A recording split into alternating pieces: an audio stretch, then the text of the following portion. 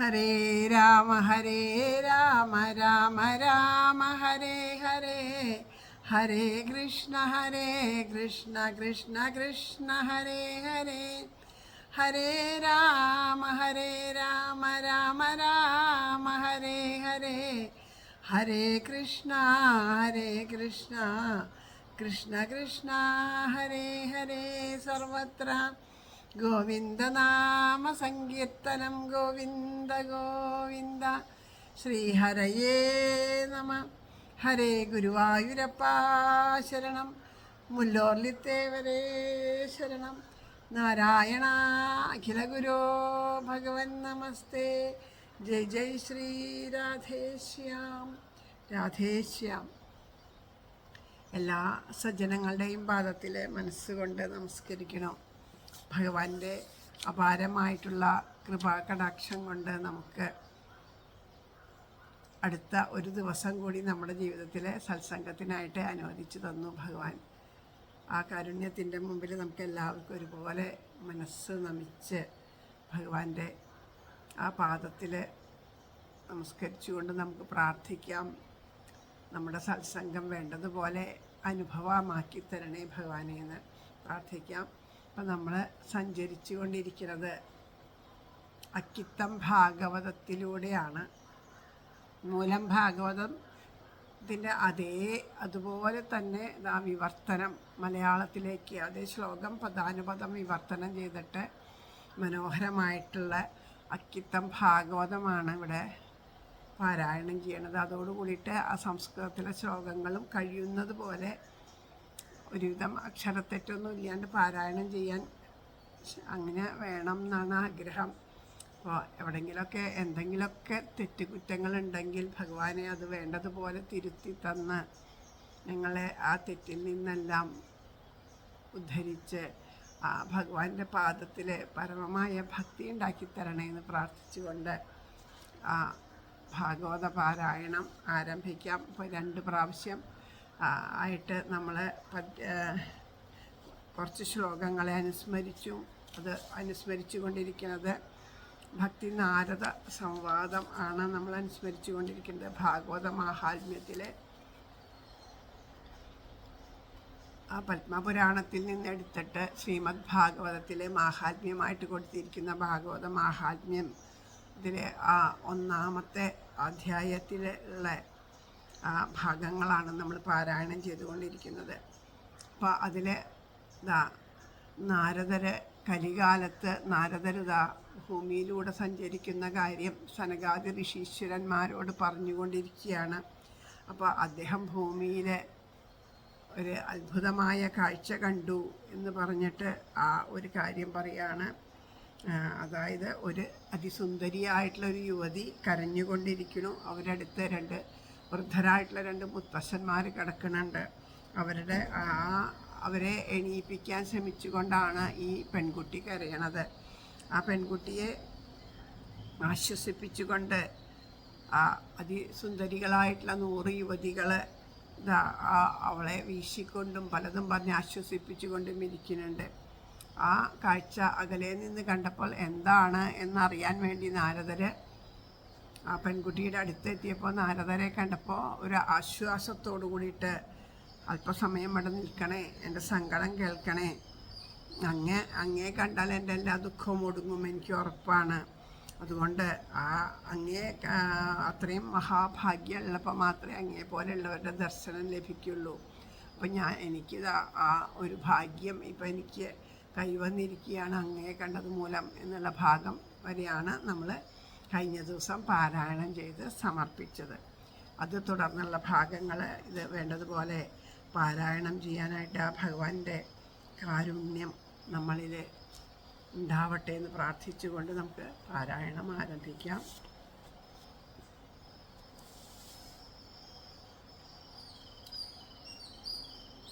ആ അത്യത്ഭുതമായിട്ടുള്ള ദർശനം അവരെ കണ്ടപ്പോൾ അത്ഭുതത്തോടു കൂടിയിട്ട് എന്നെ രക്ഷിക്കണം എന്നൊക്കെ പറഞ്ഞ് ആ പെൺകുട്ടി കരഞ്ഞപ്പോൾ ആ പെൺകുട്ടിയോട് നാരദ മഹർഷിക്ക് പോലും ആ പെൺകുട്ടി ആരാണ് എന്ന് മനസ്സിലായിട്ടില്ല. എല്ലാം അറിയണ ആളാണ് നാരദ മഹർഷി. അപ്പോൾ നാരദ മഹർഷിക്ക് പോലും അത് ആരാണെന്ന് തിരിച്ചറിയാൻ സാധിച്ചില്ലാത്തൊരവസ്ഥ. അങ്ങനെയുള്ള ആ പെൺകുട്ടിയോട് അവളെപ്പറ്റി ചോദിക്കുകയാണ്. നാരദ ഉവാച കാസിത്വം കാ വിമൗചേമ നാര്യാ കാ പത്മലോചന വദദേവി സവിസ്താരം സ്വസ്യ ദുഃഖസ്യ കാരണം. നീയാരാണി താമരക്കണ്ണെഴും നാരികളാരെടോ സവിസ്തരം ചൊൽഗദേവി ഭവദ്വ്യസന കാരണം. ചോദിക്കുന്നു, നീ ആരാണ്? നിൻ്റെ കൂടെയുള്ള ഈ സ്ത്രീകളൊക്കെ ആരാണ്? യുവതികളൊക്കെ ആരാണ്? സുന്ദരികളായിട്ടുള്ള യുവതികൾ ആരാണ്? എല്ലാം വിസ്തരിച്ച് പറയൂ. നീ എന്തിനാണ് ഇങ്ങനെ ദുഃഖിക്കുന്നതെന്ന് ചോദിക്കുകയാണ്. അപ്പോൾ ആ പെൺകുട്ടി ഉത്തരം പറയണു. ബാലോ വാച അഹം ഭക്തിരിതിഖ്യാത ഇമോ മേ തനയൗ മതൗ ജ്ഞാനവൈരാഗ്യനാമാനൗ കാലയോഗേന ജർജരൗ. ബാല പറഞ്ഞു, വിഖ്യാത ഞാൻ ഭക്തിയാണൻ, പുത്രരുമാണിവർ, കാലത്താലുടൻ ജീർണിച്ചോർ ജ്ഞാനവൈരാഗ്യനാമികൾ. പറയണു, ഞാൻ ഭക്തിയാണ് എന്ന് പറയാണ്. എൻ്റെ മക്കളാണ് ഈ കിടക്കണ 2 വയസ്സായി കിടക്കണവരുണ്ടല്ലോ, അവർ 2 പേരും മക്കളാണ്. ഈ കാലത്തിൻ്റെ ഗതി കൊണ്ട് അവർക്ക് വയസ്സായിട്ട് തീർന്നു. ഇവരുടെ പേര് ജ്ഞാനം വൈരാഗ്യമെന്നുമാണ് ഇവരുടെ പേര്.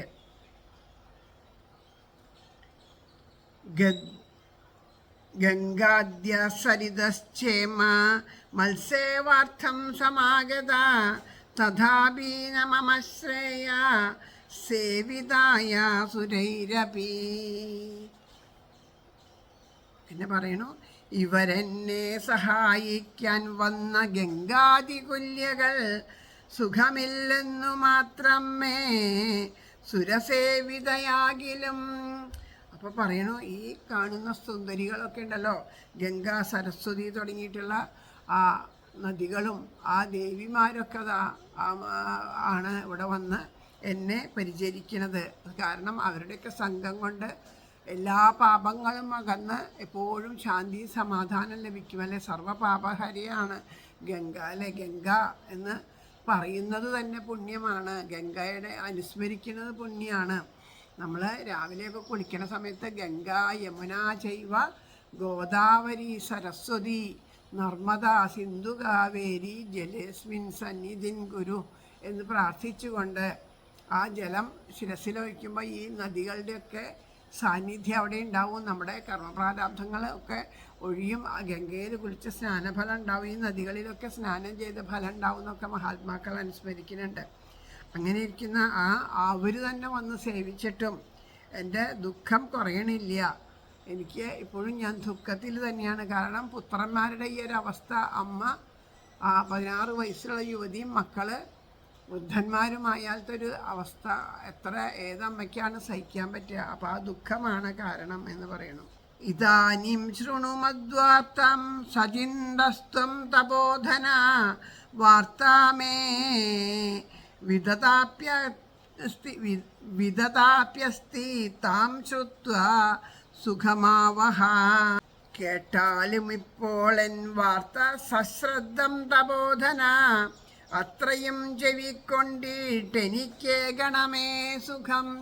അപ്പോൾ പറയാണ്, എൻ്റെ വർത്തമാനങ്ങളൊക്കെ ഞാനിതാ പറയാം, അങ്ങ് അത് വേണ്ടതുപോലെ ശ്രവിച്ചിട്ട് ഇതിനൊരു പരിഹാരം പറഞ്ഞു തന്ന് എൻ്റെ ദുഃഖം നീക്കിയിട്ട് എനിക്ക് ആ സുഖത്തിനെ പ്രദാനം ചെയ്താലും എന്ന് പറയണം. ഉൽപ്പന്ന ദ്രാവിഡേ ചാഹം വൃദ്ധിം കർണാടകേ ഗത ക്വചിത് ക്വചിത് മഹാരാഷ്ട്രേ ഗുർജുരേ ജീർണതാം ഗത.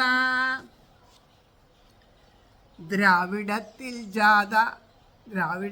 ജാത കർണാടകത്തിൽ പുഷ്ടിയായി ഞാൻ, മഹാരാഷ്ട്രത്തിൽ അല്പാൽപ്പം ജീർണയായി ഗുർജരത്തിൽ ഞാൻ. ദ്രാവിഡത്തിൽ ജനിച്ചു, കർണാടക രാജ്യത്തിൽ വളർന്നു. മഹാരാഷ്ട്രയിലെ ചില സ്ഥലത്തൊക്കെ എത്തിയപ്പോൾ എനിക്ക് പുഷ്ടിയുണ്ടെങ്കിലും ഗർജുര രാജ്യത്തിൽ വന്നപ്പോൾ ഞാനിത് ജീർണയായിട്ട് തീർന്നു എന്ന് പറയാണ്.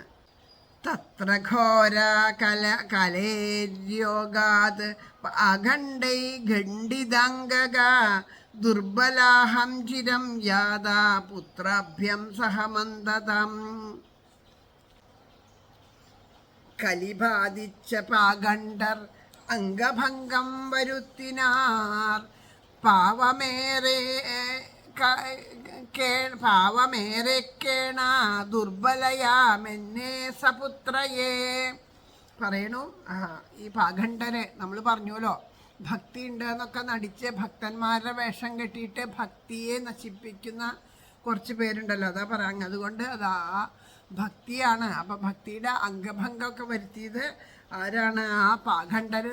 ആ ഭക്തി വേണ്ടതുപോലെ അല്ലാണ്ട് കപട ഭക്തി കൊണ്ട് ആ യഥാർത്ഥ ഭക്തിക്ക് അംഗഭംഗം ഉണ്ടാക്കി. അപ്പോൾ ആ കുട്ടികളോടുകൂടി വളരെ വിഷമിച്ച് എന്നെ പാഖണ്ഡര് അംഗഭംഗം വരുത്തി എന്ന് പറയാണ്.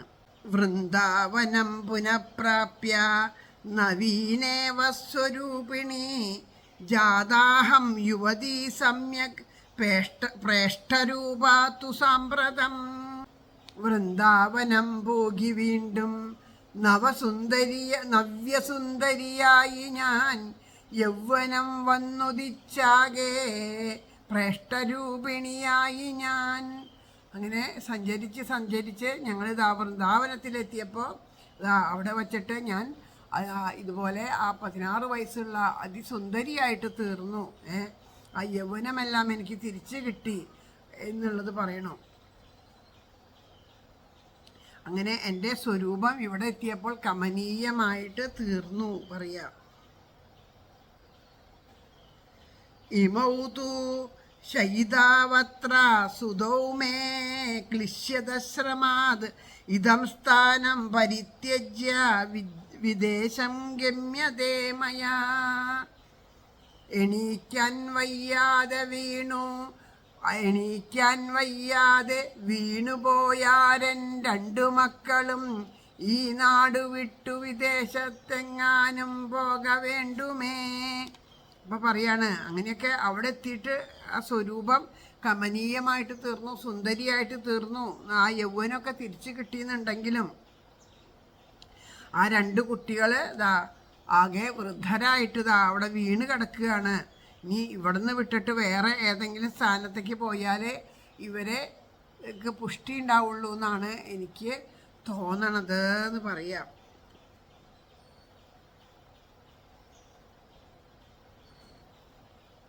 ജഠരത്വം സമായാതോ തേന ദുഃഖേന ദുഃഖിത സഹം തു തരുണീ കസ്മാത് സുധോ വൃദ്ധ വിമൗകുത. മക്കൾ തൻ വാർദ്ധക്യ ദുഃഖം കൊണ്ടു ഞാനിന്നു ദുഃഖിത. എന്തിതിൻ ഹേതു താരുണ്യവതി ഞാൻ മക്കൾ വൃദ്ധരും. എനിക്കിന്ന് എൻ്റെ ദുഃഖം ഇത് തന്നെയാണ്. കാരണം ഞാൻ ഇത്രയും സുന്ദരിയായിട്ട് യൗവനയുക്തിയായിട്ട് 16 വയസ്സായിട്ട് കാണുന്നു. എൻ്റെ കുട്ടികളാണെങ്കിലോ അവർ വൃദ്ധന്മാരായിട്ട് ഇരിക്കുക. അങ്ങനെ വരാൻ എന്താ കാരണം? ശരിക്കും പറയുകയാണെങ്കിൽ ആ ഭക്തിജ്ഞാന വൈരാഗ്യങ്ങൾ 3 അല്ല 1 എന്നിട്ടും ഭക്തിക്ക് പുഷ്ടിയുണ്ട്. ജ്ഞാനവൈരാഗ്യങ്ങൾ വൃദ്ധരായിട്ട് തീർന്നു. അതിന് കാരണം എന്താണ് എന്ന് ചോദിക്കുക. ത്രയാണം സഹചാരിദ്വാത് വൈപരീത്യം കുതസ്ഥിതം ഘടത്തെ ജഠരാമാതാ തരുണൗ തനയാവതി. അധശോചാമി ജാത്മാനം വിസ്മയോ വിഷ്ടമാനസ വദ യോഗനിധേ ധീമൻ കാരണം ജാത്ര കിം ഭവേത്.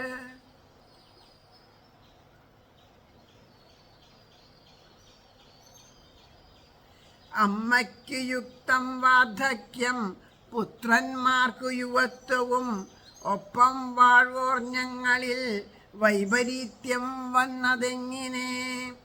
ഇവരെ പറ്റി നോവുന്നേൻ ഞാനിപ്പോൾ അമ്പരപ്പൊടെ എന്തിതിൻ കാരണം ധീമൻ ചൊന്നാലും യോഗവിത്തമാ.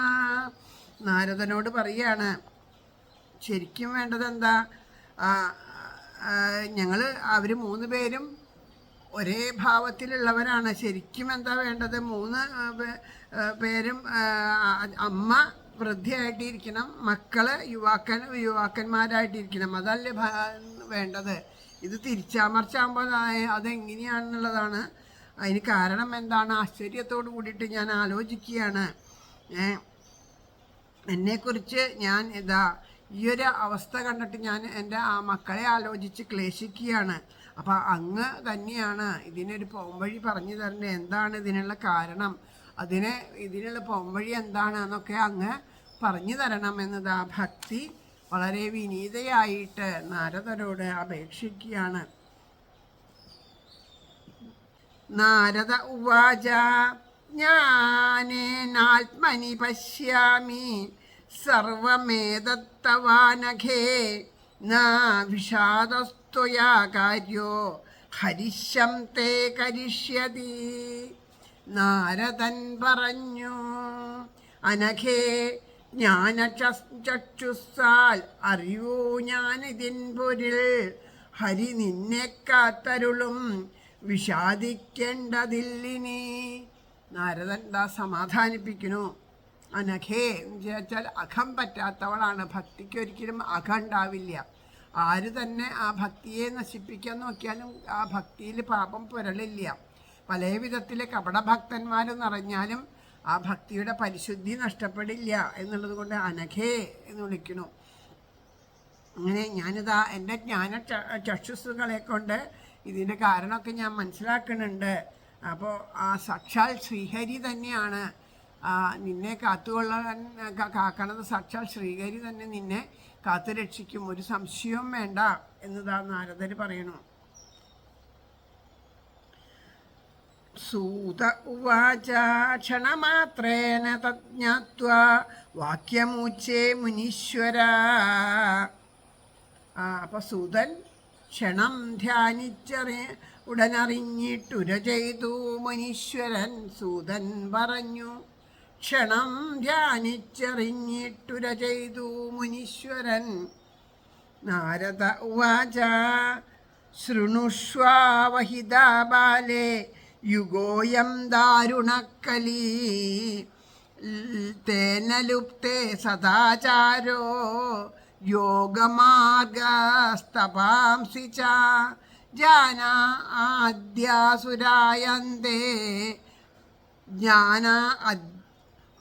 അദ്യാസുരായന്തേ ഷാഢ്യ ദുഷ്കർമ്മകാരിണ ഇഹ തന്തോ വിഷീദന്തി പ്രഹിഷ്യന്തി ഹ്യസാധവ ദത്തേ ധൈര്യം തുയോ ധീമൻ സധീരാ പണ്ഡിതോധവ. നാരദൻ പറഞ്ഞു, ധരിക്ക ബാലേ വന്നെത്തി കലികാലം ഭയങ്കരം ലുപ്തമാക്കി സദാചാരം യോഗമാർഗം തപസ്സവൻ. ആ കലിയാണ്. കലി എന്ത് ചെയ്തു? ആ കലി വന്നതുകൊണ്ടാണ് ഇങ്ങനെയൊക്കെ ഉണ്ടായത്. അവരിതാ ആ സദാചാരം ഇല്ലാണ്ടാക്കി, ആ യോഗങ്ങളും തപസ്സും അതൊക്കെ ആ കലി ഇല്ലാണ്ടാക്കിക്കൊണ്ടിരിക്കുകയാണ്. അതുകൊണ്ടാണ് ഇങ്ങനെയൊക്കെ സംഭവിച്ചത് എന്ന് പറയാം. ഷഠർദുഷ്ടന്മാരുമായി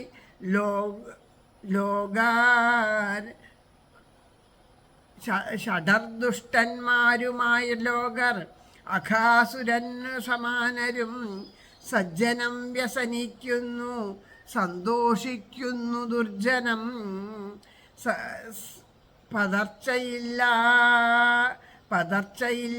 പതർച്ചയില്ലാർക്കിവിടെ അവനേ ധീര പണ്ഡിതൻ.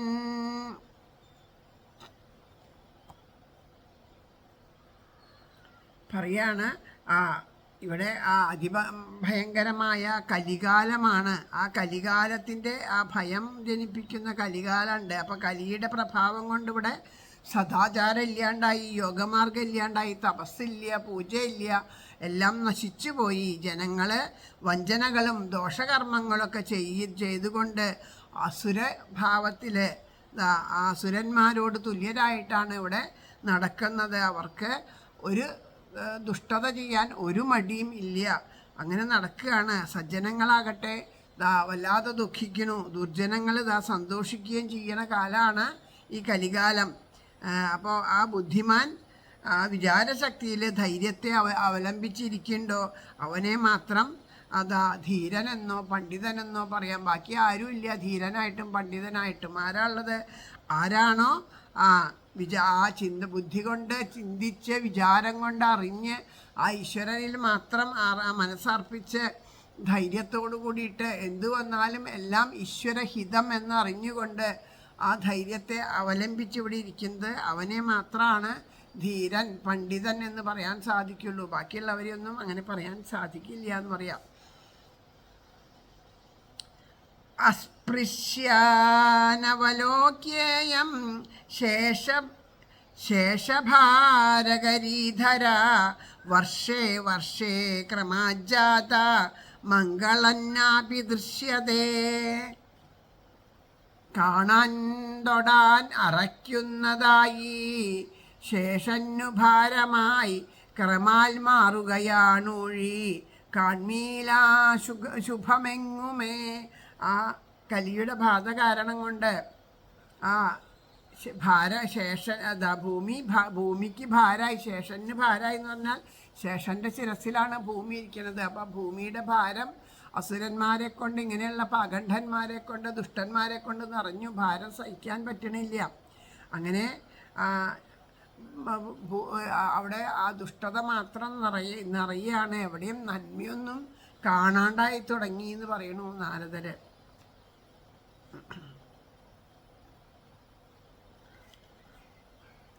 നത്വാമഭിസുതൈസാകം കോപി പശ്യന്തി സാമ്പ്രതം ഉപേക്ഷിതാനുരാഗാന്ധൈർ ജർജരത്വേന സംസ്ഥിത.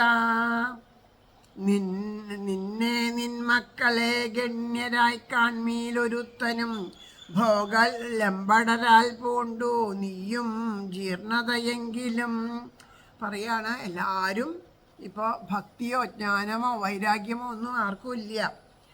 അതൊക്കെ എവിടെയും കാണുവാനില്ല, എവിടെ ഇല്ല. എല്ലാവരും ഭോഗത്തിൽ ഭോഗാസക്തിയിൽ ലയിച്ചുകൊണ്ട് കണ്ട് ആ ലൗകികമായ ആസക്തിയിൽ പൂണ്ട് ആ സുഖങ്ങളാണ് എന്ന് കരുതിയിട്ട് ആ ശരീരത്തിന് വേണ്ട ആ ഭോഗങ്ങളിലൊക്കെ കൊണ്ടുകൊണ്ട് മദ്യവും മധുരാക്ഷിയും മറ്റുള്ള ദുഷ്ടപ്രവർത്തികളൊക്കെ ആയിട്ട് അവർ അങ്ങനെ അങ്ങോട്ട് ജീവിക്കുകയാണ്. അതുകൊണ്ടാണ് ജീർണത ഉണ്ടായത്. ഒരിക്കൽ പറഞ്ഞുല്ലോ, ജീർണിച്ചു, ഭക്തിക്കും ജീർണത ഉണ്ടായെന്ന് പറഞ്ഞല്ലോ. ഈ ഒരു കാരണങ്ങളെ കൊണ്ടാണ് ആ ഭക്തി മറ്റുള്ള ദിക്കിലൊക്കെ എത്തിയപ്പോൾ ജീർണിച്ച് ഭക്തിക്കും വയസ്സായിരുന്നു.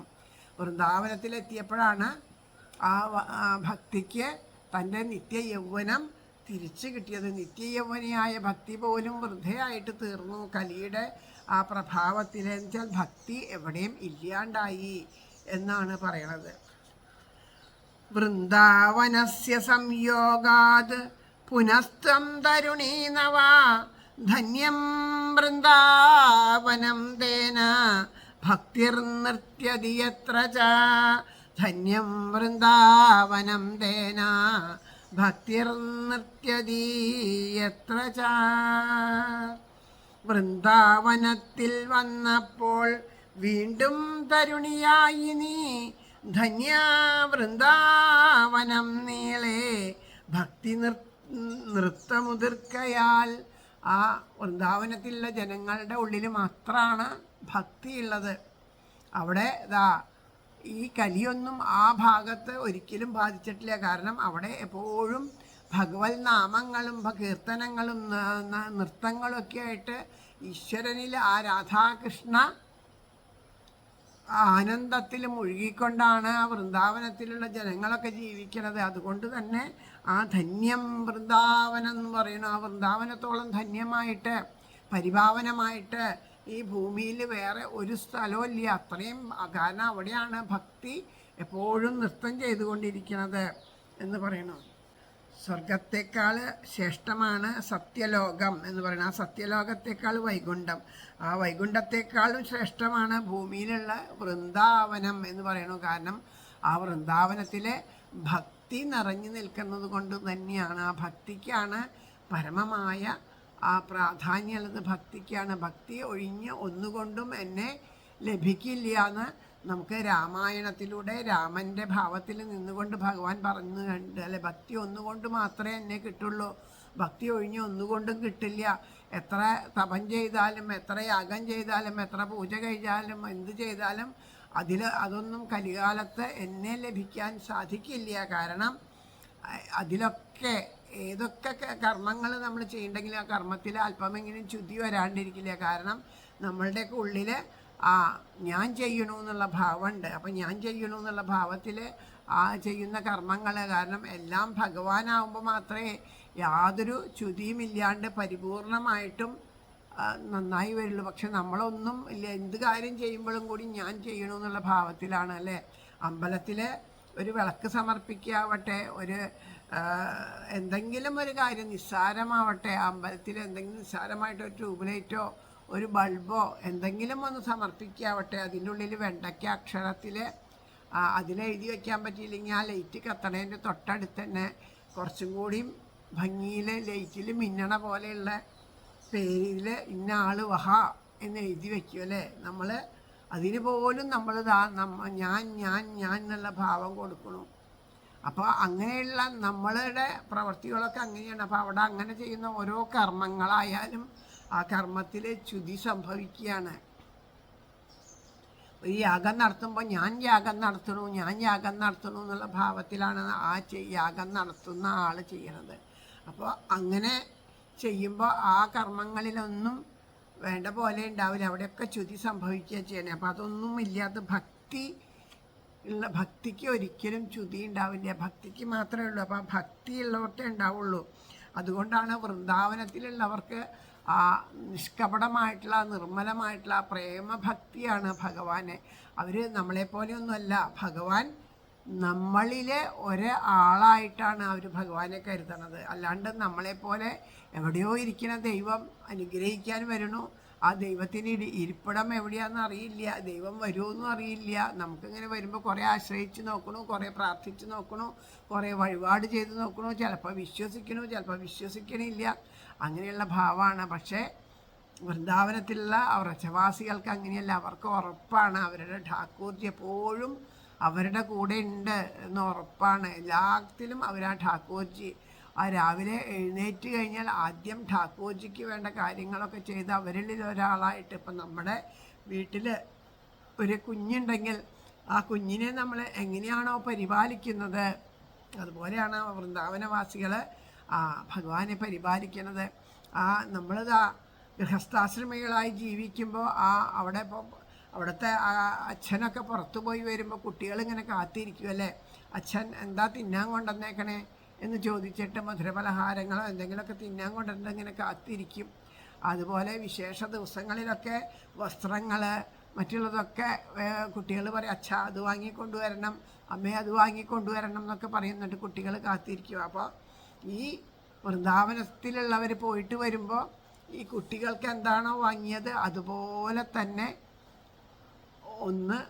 ആ ശ്രീകൃഷ്ണ ഭഗവാനും വാങ്ങിയിട്ടുണ്ടാവും. കാരണം രണ്ട് മക്കളുള്ള വീട്ടിൽ അവർക്ക് 2 മക്കളല്ല 3 മക്കളാണ്. അപ്പോൾ 3 മക്കൾക്കും ഒരുപോലെയാണ് അവർ വാങ്ങുക.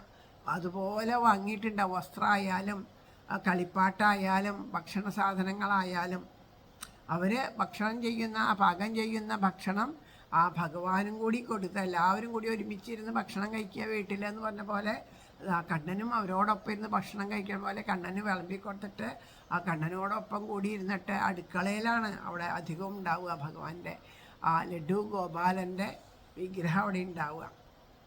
അങ്ങനെ ആണ് ആ വൃന്ദാവനത്തിൽ അത്രയും ഭക്തിയാണ് അവർക്ക്, അവരുടെ കൂടെയാണ് അവർക്ക്. ആ കുട്ടികളെയൊക്കെ കൊച്ചു കുട്ടികളൊക്കെ റോട്ടിലൂടെ അലഞ്ഞു തിരിഞ്ഞ് നടക്കണ കാണുമ്പോൾ നമുക്ക് അത്ഭുതം തോന്നും. നമ്മുടെ നാട്ടിലെ ഏതെങ്കിലും ഒരു കുട്ടികളെ അങ്ങനെ അലഞ്ഞു തിരിഞ്ഞ് നടക്കുന്നുണ്ടോ? അങ്ങനെ പോയാലും പിന്നെ അതിനെ പുറത്തേക്കൊന്നും അറിയാണ്ട് പോയാൽ പിന്നെ ആ കുട്ടി എവിടെയാണെന്ന് അറിയില്ല. അല്ലെ, അവിടെ അലഞ്ഞു തിരിഞ്ഞ് കുട്ടികളിങ്ങനെ നടക്കുന്നുണ്ടാവും. അവർക്ക് യാതൊരു പേടിയില്ല. കാരണം ഠാക്കൂർജിയുടെ കൂടെയാണ്, അവരങ്ങനെയാണ് പറയാം ശ്രീകൃഷ്ണ ഭഗവാനെ, ഠാക്കൂർജിയുടെ കൂടെ കളിക്കാൻ പോയതാണെന്ന് പറയും. അപ്പോൾ അങ്ങനെയാണ്. അപ്പോൾ അമ്മമാരൊക്കെ ജോലിക്ക് വന്ന് ജോലി ചെയ്തുകൊണ്ടിരിക്കുന്നു, ഓരോരോ ആശ്രമങ്ങളിലായാലൊക്കെ ജോലി ചെയ്തുകൊണ്ടിരിക്കണം. അമ്മമാരവിടെ അടിക്കലും തുടയ്ക്കലും പണികളൊക്കെ എടുക്കുമ്പോൾ വീട്ടിൽ ആരാളുള്ളതെന്ന് ചോദിക്കുമ്പോൾ 2 or 3 വയസ്സായ കുട്ടിയൊക്കെ ഉണ്ടാവും. അപ്പോൾ ആ കുട്ടിക്ക് വിശക്കില്ല, അതിനാരാ ഭക്ഷണം കൊടുക്കുക എന്ന് ചോദിക്കുമ്പോൾ അവർക്ക് ഒരു സംശയമില്ല. അവർ പറയും ഠാക്കൂർജി കൊടുത്തോളൂ എന്ന്. ഠാക്കൂർജി കൊടുത്തോളൂ എന്നാണ് പറയുക അവർ. ആ കുട്ടികളോട് ആ കുട്ടികൾക്കും അതെ അതുപോലെയുള്ള അനുഭവങ്ങളാണ്. അതുപോലെ അവിടെ ആ വ്രജ പരിക്രമ ഒക്കെ ചെയ്യുന്ന അവസരങ്ങളിൽ ഓരോരോ ദിക്കിൽ ചെന്നിട്ട് ഈ സന്യാസിമാരൊക്കെ ഇങ്ങനെ പരിക്രമ ചെയ്ത് നടന്ന് ക്ഷീണിച്ചിരിക്കുമ്പോൾ 4, 5, 6 വയസ്സുള്ളത് പറഞ്ഞാൽ നമുക്ക് വിശ്വാസമേ ആവില്ല. നമ്മൾ കള്ളത്തരം പറയാന്നേ പറയുള്ളൂ. അത്രയും പ്രായമുള്ള കുട്ടികളാണ് അവരൊരു മണ്ണെണ്ണ സ്റ്റവ് കുഞ്ഞിതുണ്ടാവും, അത് കൊണ്ടുവന്ന് വെച്ചിട്ട് അതിലിതാ റൊട്ടി ഉണ്ടാക്കി കൊടുക്കും. റൊട്ടി ഉണ്ടാക്കുക, കുട്ടികൾക്ക് അതറിയാം റൊട്ടി ഉണ്ടാക്കുക, അവർക്കൊക്കെ അറിയാം. ആ റൊട്ടി പരത്തി ചുട്ടിട്ട് അതിൽ നിറയെ ശർക്കരയും വെണ്ണയും കൂട്ടിയിട്ട് കൊടുക്കും. നല്ല സ്വാദാണ് അത് കഴിക്കാനായിട്ട്. അങ്ങനെ ആ കുട്ടികൾ അവർക്ക് ഭക്ഷണമൊക്കെ കൊടുക്കും, വെള്ളമൊക്കെ കൊണ്ടു കൊടുക്കും ഈ വരണവർക്ക്. അങ്ങനെയാണ് കുട്ടികൾ പോലും ആതിഥ്യ മര്യാദ ചെയ്തിട്ടാണ് പഠിക്കേണ്ടത്, കൊച്ചു കുഞ്ഞുങ്ങൾ പോലും. അതാണ് വൃന്ദാവനത്തിൻ്റെ മഹത്വം. അതുകൊണ്ടാണ് ധന്യം വൃന്ദാവനം തേന ഭക്തിർ നൃത്യതി യത്ര ച. അവിടെ എപ്പോഴും അനസ്യൂതം ആ ഭക്തി നർത്തനം ചെയ്തുകൊണ്ടിരിക്കുകയാണ് എന്ന് പറയണത്. അത്രേമൗഗ്രാഹകാഭാവന്ന ജരാമഭിമുഞ്ചത കിഞ്ചിതാത്മസുഖേനേഹ പ്രസുപ്തിർമന്യതേനയോ.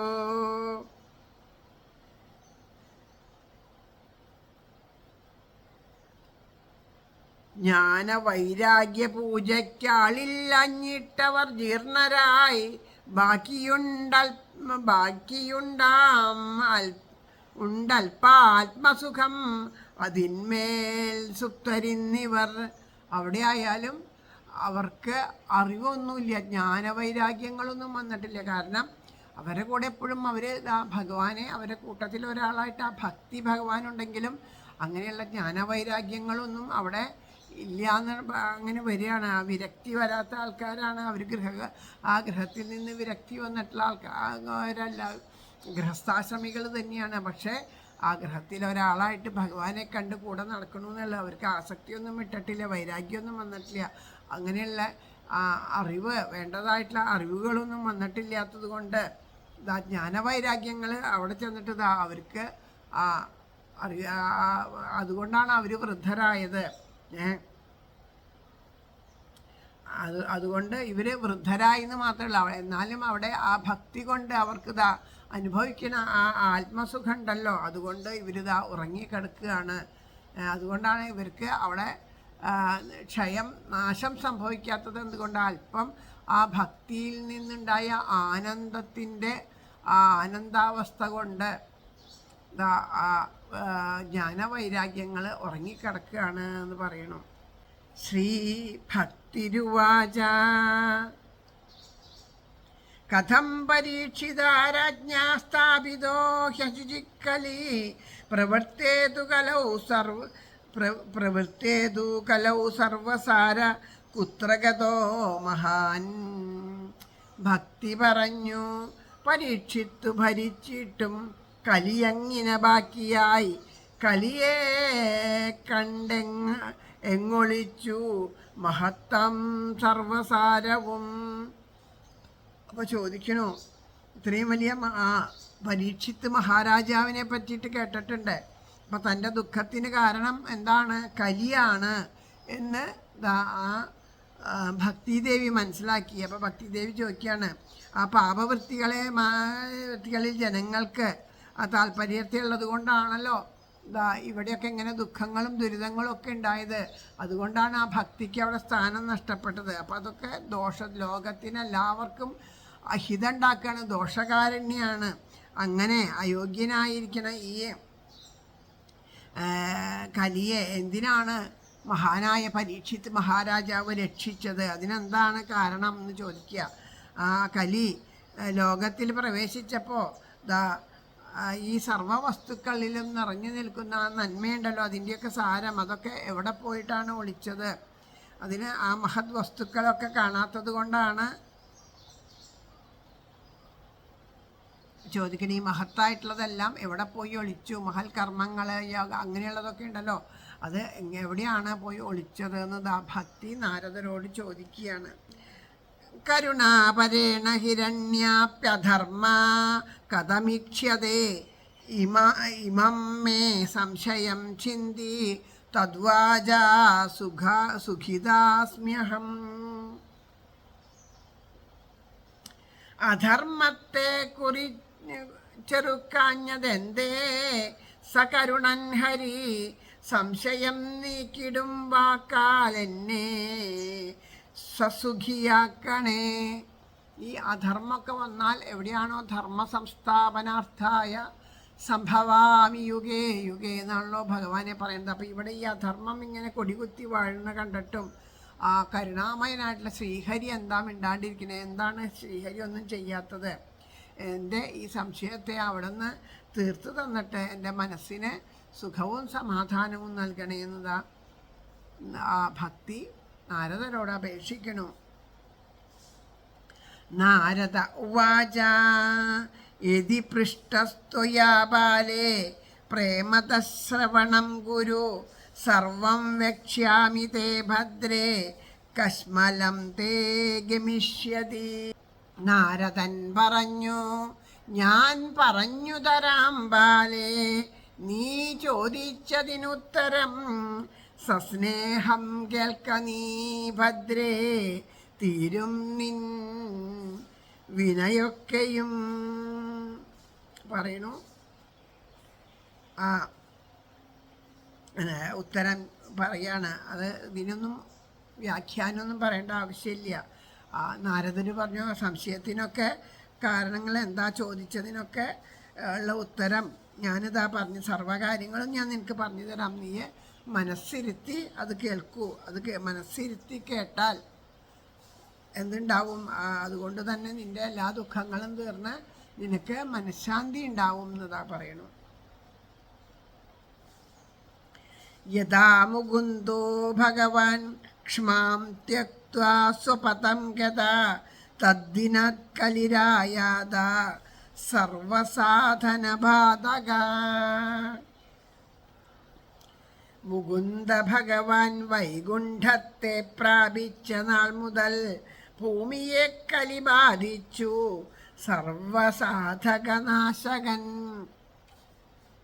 എന്നാണോ ആ ശ്രീകൃഷ്ണ ഭഗവാൻ ഈ ദാസൻ്റെ ആ ലീലകളൊക്കെ നിർത്തിവെച്ചുകൊണ്ട് തൻ്റെ അവതാരോദ്ദേശത്തിനെ പൂർത്തിയാക്കി ഭൂമിയിൽ നിന്ന് ആ സ്വരൂപം അതിന് വേണ്ടിയിട്ടെടുത്തതാണ് സ്വരൂപം. സ്വസ്വരൂപത്തെ മറച്ചുകൊണ്ട് ആ സ്വധാമത്തിലേക്ക് എന്ന് പ്രവേശിച്ചുവോ സ്വധാമത്തിലേക്ക് മടങ്ങിയോ അന്നു മുതൽക്ക് ശ്രേയോ സാധനങ്ങളെല്ലാം എല്ലാ ഭൂമിയുടെ സർവശ്രേയസിനെയും നശിപ്പിക്കുന്ന ആ ദുസ്വഭാവത്തോടു കൂടിയിട്ടുള്ള കലി ഈ ഭൂമിയിലേക്ക് പ്രവേശിച്ചു എന്ന് പറയാം.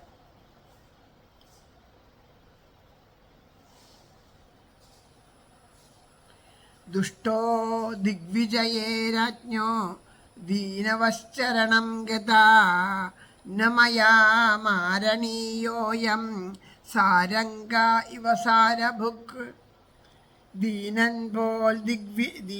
പോൽ ദിഗ്വിജയത്തിൽ കാൽപിടിച്ചോനെ വധിക്കുവാൻ നൃപനാശങ്ക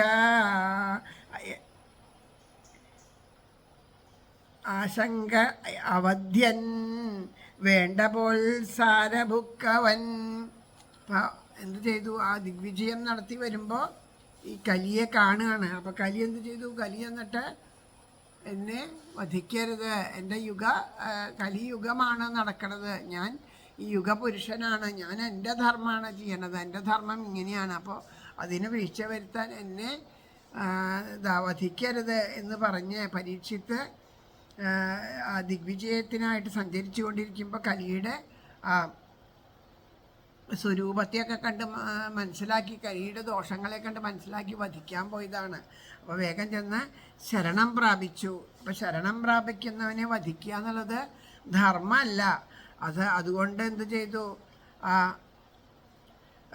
പുഷ്പങ്ങളിൽ നിന്ന് സാരം മാത്രം സ്വീകരിക്കുന്ന വണ്ട് ഉണ്ടല്ലോ, അതാണ് സാരഭുക്ക്. എന്ന് വെച്ചാൽ വണ്ട് എന്ന പോലെ സാരാംശം സ്വീകരിക്കുന്നിട്ടുള്ള ആ ഗുണമുള്ള രാജാവ് എന്ത് ചെയ്തു, കലിക്ക് എന്താണ് ഗുണം എന്ന് ആലോചിച്ച് അത് തിരിച്ചറിഞ്ഞുകൊണ്ട് ആ കലിയുടെ മഹത്തായ ഒരു ഗുണം തിരിച്ചറിഞ്ഞപ്പോൾ കലിയെ വധിക്കാതെ വിട്ടുകളഞ്ഞു എന്ന് പറയുകയാണ്.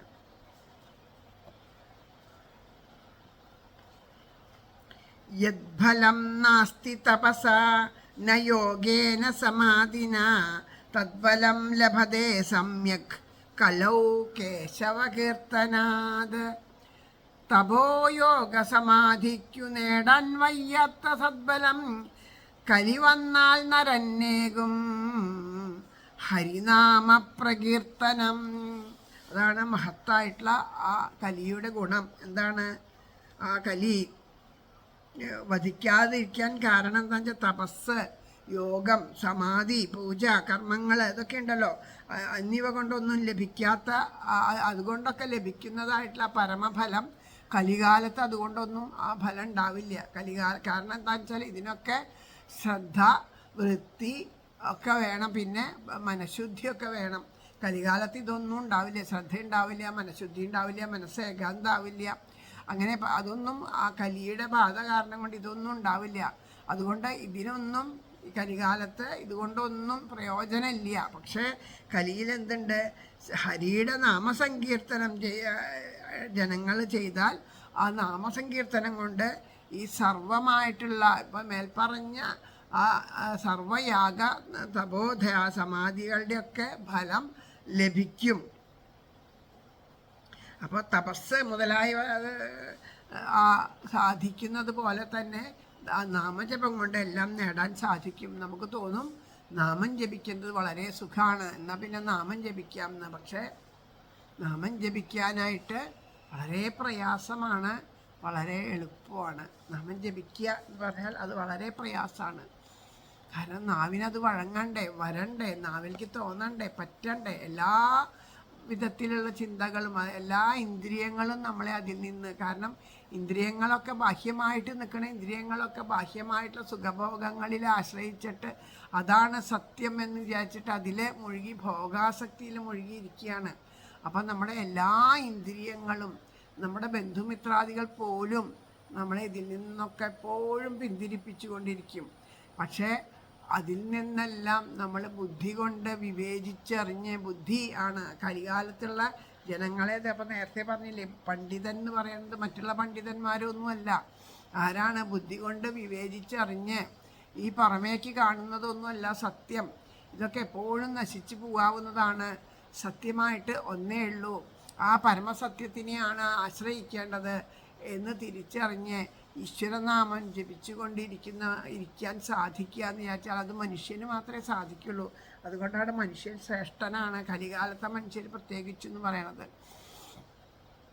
നാം അറിയാതെ ഈ നാവിൽ വന്നാൽ പിന്നെ വിട്ടുപിരിയാത്ത നാരായണ, പാപികൾക്കേറ്റം പ്രയാസമായി തോന്നിടും പാടുവാനീ നാമം നാരായണ. വളരെ കഷ്ടമാണ് നാമം ജപിക്കാൻ. എങ്കിലും ജപിച്ചാൽ ആ ജപിക്കുന്ന ജീവന് കലികാലത്തിൻ്റെതാണ്. ആ കലിസന്ധരണ ഉപനിഷത്ത് മന്ത്രം ഭഗവാൻ തന്നെ ഉപദേശിച്ചതാണ് എന്ന് പറയും. ഭഗവാൻ തന്നെ ശ്രീനാരദർക്ക് പറഞ്ഞു കൊടുത്തതാണെന്ന് പറയണം. ഭഗവാനോട് ചോദിക്കുകയാണ്, കലിയിലെ ജനങ്ങൾ ആ കലിയിൽ പെട്ടിട്ട് എത്രയോ ഭക്തന്മാരുണ്ട്, അവരൊക്കെ ആ കലിയുടെ പിടിയിൽപ്പെട്ട് നട്ടം തിരിയുമ്പോൾ എന്താണ് എന്ന് ചോദിക്കുമ്പോൾ ഭഗവാൻ തന്നെയാണത്രേ ആ 16 നാമങ്ങളടങ്ങിയ ഹരേരാമ മന്ത്രം, കലിസന്ധരണ ഉപനിഷത്ത് മന്ത്രം നാരദർക്ക് ഉപദേശിച്ചു കൊടുത്തത്. ആ മന്ത്രമാണ് ഏറ്റവും കലിയിൽ പ്രയോജനപ്പെടുന്നത്. ഈ മന്ത്രത്തെ വേണ്ടതുപോലെ ജനങ്ങൾ മന്ത്ര ഉപാസന ചെയ്യാണ്ട് കഷ്ടപ്പെടുന്നത് കണ്ടപ്പോൾ ഭഗവാൻ തന്നെയാണ് അംശം കൊണ്ട് ഒരു അവതാരമെടുത്തു, ചൈതന്യ മഹാപ്രഭുവായിട്ട് അവതാരമെടുത്തു എന്നൊക്കെ മഹാത്മാക്കൾ അനുസ്മരിക്കുന്നു. അദ്ദേഹം വേണ്ടതുപോലെ ഹരേ രാമനാമത്തിനെ പ്രചരിപ്പിച്ചുകൊണ്ട് നടക്കുന്ന വേളയിൽ അപ്പോൾ ആ സമയത്തുള്ള ആ യുവാക്കന്മാർ, ചെറിയ തലമുറ, അതായത് ഒരു ടീനേജ് ഇതുണ്ടല്ലോ, ഒരു 16 വയസ്സ് തൊട്ടിട്ടുള്ള 10-12 വയസ്സ് മുതൽ ഉള്ള കുട്ടികൾ, 10-20 വയസ്സ് വരെയുള്ള പ്രായത്തിലുള്ള കുട്ടികളൊക്കെ മദ്യത്തിനും മയക്കുമരുന്ന്, കഞ്ചാവ് പോലെയുള്ള സാധനങ്ങൾക്കൊക്കെ അടിമപ്പെട്ടിട്ട് വസ്ത്രങ്ങളൊന്നും ഇല്ലാണ്ട് എവിടെ ഏത് സ്ഥലത്ത് വെച്ച് അങ്ങനെ ഒരു കാലം ഉണ്ടായിരുന്നു എന്നാണ് പറയണത്. ഏത് സ്ഥലത്ത് വെച്ചിട്ടും അവർ ആ ഭോഗാസക്തി തോന്നിയാൽ മറ്റുള്ളതൊന്നും ശ്രദ്ധിക്കാതെ കണ്ട് സ്ത്രീകളും പുരുഷന്മാരൊക്കെ ആ ആസക്തി തീരാനായിട്ട് എവിടെയായാലും അവർ മൃഗങ്ങളെ പോലെയൊക്കെ കൂത്താടി നടന്നൊരു കാലം ഉണ്ടായിരുന്നു അത്ര. ഇത് കണ്ട അദ്ദേഹത്തിൻ്റെ ഹൃദയം വേദനിച്ചുകൊണ്ട് അവരുടെ ഇടയിലിരുന്നിട്ട് ഹരേരാമൻ നാമം ജപിക്കാൻ തുടങ്ങി. ആദ്യമൊക്കെ ഇവർക്ക് ഇദ്ദേഹത്തിനെ ഉപദ്രവിക്കുകയൊക്കെ ചെയ്തായിരുന്നു, പരിഹാസമൊക്കെ ആയിരുന്നു. പക്ഷെ ആ നാമത്തിൻ്റെ മഹത്വം അറിയാവുന്നത് കൊണ്ട് അദ്ദേഹം ജപിച്ചുകൊണ്ടേയിരുന്നു. അപ്പോഴും ഉണ്ടല്ലോ, ഏത് കാലത്തും ഉണ്ടല്ലോ കുറേ പേര് പണ്ഡിതന്മാരാണ്, ശ്രേഷ്ഠന്മാരാണ്, വലുവരാണ് എന്നൊക്കെ പറഞ്ഞ് അഹങ്കരിച്ചുകൊണ്ട് നടക്കുന്ന ആഢ്യന്മാർ, അവർ ഇദ്ദേഹത്തിൻ്റെ പ്രവർത്തികളെയൊക്കെ എതിർത്തു. കാരണം ഇത്രയും മനോഹരമായിട്ടുള്ള മന്ത്രത്തിനെ വെറുതെ അങ്ങനെ ജപിക്കാൻ പാടില്ല എന്നൊക്കെ നമ്മളൊക്കെ നാമം ചെല്ലുമ്പോൾ പറയില്ലേ, സഹസ്രനാമ സ്ത്രീകൾ ഇപ്പോഴും ഉണ്ട് അങ്ങനെയുള്ളവർ. ജപിക്കരുത്, ഭാഗവത സ്ത്രീകൾ തൊടരുത്, രാമായണം വീട്ടിൽ വായിക്കരുത്, അങ്ങനെ പറയണ കുറേ പേര് അറിവ് വല്ലാണ്ടുള്ള പണ്ഡിതന്മാരുണ്ട് ഇപ്പോൾ. അപ്പോൾ അങ്ങനെയുള്ള ഒരു ഇത് അദ്ദേഹത്തിനെ എതിർത്തപ്പോൾ അദ്ദേഹത്തിന് ആ മന്ത്രത്തിൻ്റെ മഹത്വം ശരിക്കും അറിയാം. ആ രാമായണത്തിൽ പറയണ പോലെ രാമമന്ത്രത്തിൻ്റെ മഹത്വം ശരിക്കും അറിയാവുന്ന സപ്തർഷികൾ രാമമന്ത്രത്തിനെ തിരിച്ചുപദേശിച്ചു, എന്ന് ഉപദേശിച്ചു. അങ്ങനെ ഉപദേശിച്ച് അത് ജപിച്ചു. കാരണം രാമമന്ത്രത്തിൻ്റെ ശക്തി താങ്ങാനുള്ള ഒരു കരുത്ത് ആ രത്നാകരൻ, കാരണം അത്രയും മഹാപാപം ചെയ്തിട്ടുണ്ട്. അപ്പം അത്രയും ഇല്ല. അപ്പോൾ കുറേശ്ശെ ആയിട്ട് അല്ലേ ഒരു കുഞ്ഞിന് എടുക്കാവുന്ന അത്രയ്ക്ക് ഭാരമല്ലേ ആ കുഞ്ഞിനെ കൊണ്ട് എടുപ്പിക്കാൻ പറ്റുള്ളൂ. അപ്പോൾ അത് വലുതാവും തോറും അതിന് ഭാരം കൂടി എടുക്കാനായിട്ട് സാധിക്കും. അപ്പോൾ അതിനെ പരിശീലിപ്പിക്കണം ആദ്യം, അല്ലേ? എത്ര വലിയ ആളായാലും പരിശീലനം ഇല്ലാണ്ടായാൽ ചെറിയ ഭാരം എടുക്കുമ്പോഴേക്കും അവൻ തളരും. അപ്പോൾ ആദ്യമേ തന്നെ പരിശീലിച്ചു കൊണ്ടേയിരിക്കണം. അപ്പോൾ അതിന് വേണ്ടിയിട്ട് ആ മന്ത്രാക്ഷരത്തെ, താരക മന്ത്രത്തെ തിരിച്ച് എന്ന് പറഞ്ഞ് കൊടുത്തതുപോലെ ഈ ഹരേരാമ മന്ത്രത്തെ തിരിച്ച് ഹരേ കൃഷ്ണ എന്നുള്ള ആ മന്ത്രം, കൃഷ്ണമന്ത്രം എന്ന് വെച്ചാൽ ആ കൃഷ്ണനാമം ശരിക്കും ആ അമൃതിന് തുല്യമാണ്. അത്രയും ഇതാണ് കൃഷ്ണനാമം.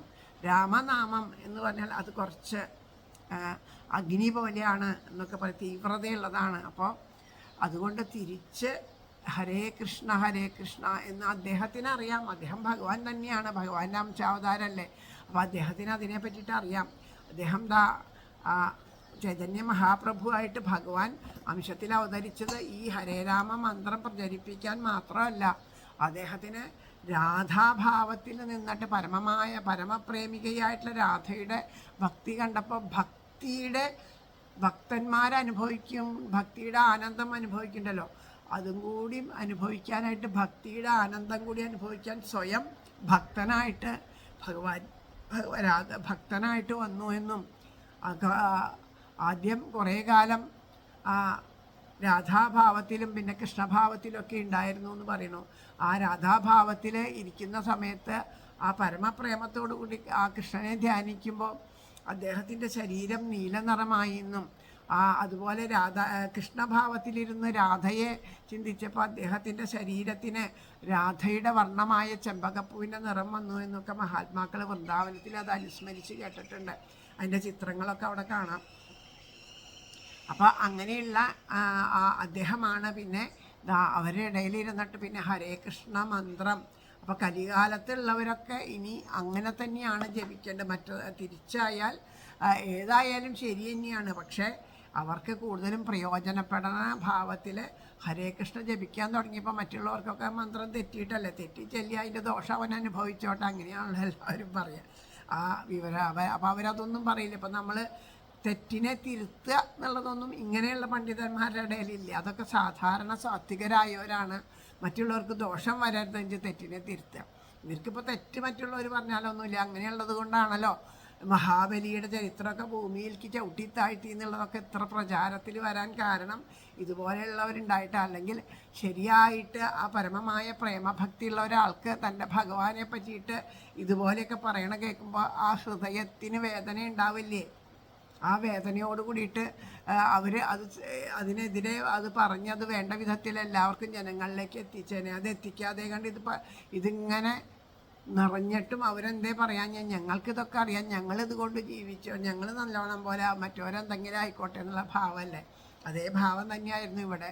അങ്ങനെ അദ്ദേഹം ഹരേ കൃഷ്ണ മന്ത്രം ജപിച്ച് കുറേ കഴിഞ്ഞപ്പോൾ ഈ മറ്റുള്ള ലഹരിയേക്കാളും കൂടുതൽ ലഹരി അവർക്ക് ഈ ഹരേ രാമ മന്ത്രം കൊണ്ട് ജപിച്ചപ്പോൾ കളിയാക്കി പരിഹസിച്ചിട്ടായാലും അത് നിത്യമായിട്ട് ജപിച്ച് ലഹരിയിലാണെങ്കിലും ജപിച്ച് പിന്നെ ആ ലഹരിയെ വിട്ടിട്ട് ഹരി ലഹരിയിലായി. അങ്ങനെ പൂർണ്ണമായിട്ടും അവർ എല്ലാവിധത്തിലും അവരുടെ എല്ലാം ഉപേക്ഷിച്ചിട്ട് ആനന്ദലഹരിയിൽ അനുഭവിച്ചു കൊണ്ടിരിക്കുന്ന സമയത്ത് അദ്ദേഹം അവിടെ നിന്ന് പുറപ്പെട്ടു. അങ്ങനെ ഓരോ സ്ഥലത്തും ചെന്ന് അദ്ദേഹം ഈ ഒരു മാർഗത്തിനെ എല്ലാവർക്കുമായിട്ട് പ്രയോജനപ്പെട്ട് ഇപ്പോഴും ധാരാളം ആ ഒരു മഹാത്മാ ഭഗവാന്റെ ഭഗവാൻ തന്നെയാണ് ആ ചൈതന്യ മഹാപ്രഭു എന്ന് പറയണം. അപ്പം അങ്ങനെയാണ് പറയുന്നത്. അപ്പം ഇവിടെ എന്താണ് കലികാലത്ത് നമ്മൾ പറഞ്ഞു വന്നത്, ആ കേശവ കീർത്തനം കൊണ്ട് മാത്രമാണ് കലികാലത്തിന് കാര്യമുള്ളൂ. ബാക്കിയുള്ളതൊക്കെ ഓരോരുത്തർ അവരവർക്ക് ധനം ഉണ്ടാക്കാൻ വേണ്ടിയിട്ട് ചെയ്യുന്ന കാര്യങ്ങൾ. കാരണം എത്രയായാലും മനസ്സ് ഏകാഗ്രമായിട്ട് നിൽക്കില്ല. ക്ഷേത്രങ്ങളിൽ ചെയ്യേണ്ട കർമ്മങ്ങളുണ്ട്, അത് താന്ത്രിക വിധിപ്രകാരമാണ് ക്ഷേത്രങ്ങളിൽ. അവിടെ പൂജ, ഹോമം, കാര്യങ്ങൾ എല്ലാം വേണ്ടതുപോലെ നടക്കണം. കാരണം അതിൻ്റെ ചിട്ട അങ്ങനെയാണ്, ചിട്ടപ്പെടുത്തിയിരിക്കുന്ന താന്ത്രിക വിധി പ്രകാരമാണ്. പക്ഷെ അവിടെ പൂജ ചെയ്യുന്നവരും മനുഷ്യരാണ് അല്ലേ, അവരുടെ മനസ്സും ഇടയ്ക്കൊക്കെ വ്യതിചലിക്കാം. ആരും സന്യാസിമാരൊന്നുമല്ല അവിടെ ചെയ്യേണ്ടത്. എത്രയുണ്ടെങ്കിലും മനസ്സൊന്നും വ്യതിചലിച്ചുകൂടാന്നില്ല. ചിലപ്പോൾ എന്തെങ്കിലും പ്രവർത്തികൾ ആരെങ്കിലും എന്തെങ്കിലും പറഞ്ഞാൽ അതിൽ ദുഃഖിച്ചുകൂടാന്നില്ല. അല്ലെങ്കിൽ തൻ്റെ ഗൃഹത്തിലെ എന്തെങ്കിലും കാര്യം കേൾക്കുമ്പോൾ വിഷമിച്ച് മനസ്സ് പതറിയുമ്പോൾ ഇപ്പോൾ പൂജ ചെയ്തുകൊണ്ട് ഇരിക്കണ ഒരാൾക്ക് അറിവ് കിട്ടുകയാണ്, വീട്ടിലെ കുട്ടിക്ക് സുഖമില്ലാത്തിരിക്കുന്നത് ഇതാണ്, ഇദ്ദേഹത്തിനാണെങ്കിൽ ഇവിടുന്ന് വിട്ടുപോകാനും ഇല്ല, പുറപ്പെടാൻ ശാന്തിയായിട്ടായിരിക്കും. അപ്പോൾ എന്താ എൻ്റെ കുട്ടിക്ക് ഉണ്ടാവുക? അപ്പോൾ പൂജ ചെയ്യുമ്പോഴൊക്കെ ആ ഒരു ആധി ഉണ്ടാവും. വേണ്ട പോലെ അവിടെ കർമ്മം പരിശുദ്ധമായി എന്ന് വരില്ല. അതുകൊണ്ടാണ് ഈ ക്ഷേത്രങ്ങളിൽ സാധാരണക്കാരായ ജനങ്ങളോട് പറയണത് ക്ഷേത്രങ്ങളിൽ നാമം ജപിക്കണം എന്ന് പറയുന്നത്. കാരണം അങ്ങനെ ഏതെങ്കിലും വിധത്തിലൊരു കർമ്മദോഷം ഉണ്ടെങ്കിൽ അതിൻ്റെ പരിഹാരമായിട്ടാണ് ഈ പ്രായശ്ചിത്തം കൂടിയാണ് ഈ നാമജപം. അപ്പോൾ നമ്മൾ ഉറക്ക നാമം ജപിച്ചു കഴിഞ്ഞാൽ ആ ക്ഷേത്രത്തിൻ്റെ ആ ചൈതന്യം കൂടുതൽ വർദ്ധിക്കും എന്നൊക്കെ പറയണത് ഇതുകൊണ്ടാണ്. ഇതൊക്കെ വേണ്ടതുപോലെ നമ്മളെപ്പോലെയുള്ള സാധാരണക്കാർ ഇതൊക്കെ പ്രയോജനപ്പെടുത്തുകയാണ്. അപ്പോഴാണ് നമ്മളുടെ ഓരോരോ ദുഃഖങ്ങളും ദുരിതങ്ങളൊക്കെ ഒഴിഞ്ഞു പോകാൻ ഇതൊക്കെയാണ് ഇത് വായിക്കുമ്പോൾ നമുക്കൊക്കെ മനസ്സിലാക്കേണ്ട. ഇതിൻ്റെ ഉള്ളിൽ പറഞ്ഞില്ലേ, മനനം ചെയ്യുമ്പോൾ നമുക്ക് തിരിച്ചറിയേണ്ട കാര്യങ്ങൾ. അതുകൊണ്ടാണ് ശ്രവണം ഇതിന് പ്രാധാന്യം. മഹാത്മാക്കൾ ഇതൊക്കെ പറഞ്ഞു തരും. അപ്പോൾ അതൊക്കെ നമ്മൾ കേട്ട് മനസ്സിലാക്കുകയാണ് വേണ്ടത്. സുരേഷ എന്താ പറഞ്ഞത്? യദ്ഫലം നാസ്തി തപസാ ന യോഗേന സമാധിന യദ്ഫലം ലഭതേ സമ്യക് കലൗ കേശവകീർത്തനാത്. തപോ യോഗ സമാധിക്കു നേടാൻ വയ്യാത്ത സദ്ബലം കലിവന്നാൽ നരന്നേകും ഹരിനാമ പ്രകീർത്തനം. ഏകാകാരം കലിം ദൃഷ്ട്വാ സാരവത്സാരനീരസം വിഷ്ണുരാധാ സ്ഥാപിതവാൻ കലിജാനം സുഖായ ച. സമ്പൂർണ്ണ ദുഷ്ടനി ശ്രേഷ്ഠ ഗുണമുണ്ടെന്നു കാൺകയാൽ കൊല്ലാതെ വിട്ടാനിവനെ ലോകസൗഖ്യാർത്ഥിയാം നൃപൻ. എന്തുകൊണ്ടാണ് അപ്പോൾ വധിക്കാഞ്ഞത്? ഈ കലിയെ വധിക്കാതിരിക്കാൻ കാരണം ഇത്രയും വലിയൊരു ഗുണം ഉണ്ടെന്ന് മനസ്സിലാക്കിയത് കൊണ്ട്. എത്രയും ബാക്കി എല്ലാം 99 ദോഷങ്ങളുണ്ടെങ്കിലും ഈ ഒരു ഗുണം ഉണ്ട്, കലിയിൽ നാമം ജപിക്കാം എന്നുള്ളൊരു ഗുണമുള്ളത് കൊണ്ട് ആ കലിയെ വധിക്കാണ്ട് വിട്ടു എന്ന് പറയണു.